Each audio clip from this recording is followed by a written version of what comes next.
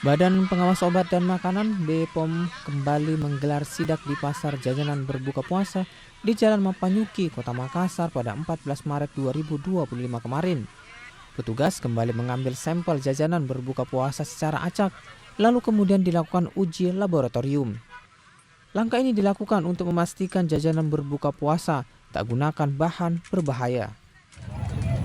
Ini hasil, tidak ada warna, dan ini kontrolnya ada. Berarti yang tadi kita teliti, kita observasi, kita sampling negatif. Alhamdulillah. Berarti UMKM kita sudah bekerja dengan baik. Takjilnya aman, makan. Selama uji laboratorium jajanan berbuka puasa, petugas BPOM tak menemukan kandungan bahan berbahaya. Pedagang sudah semakin sadar dan tak gunakan bahan berbahaya dalam pembuatan jajanan berbuka puasa. Mila Rustam, Kompas TV Makassar, Sulawesi Selatan.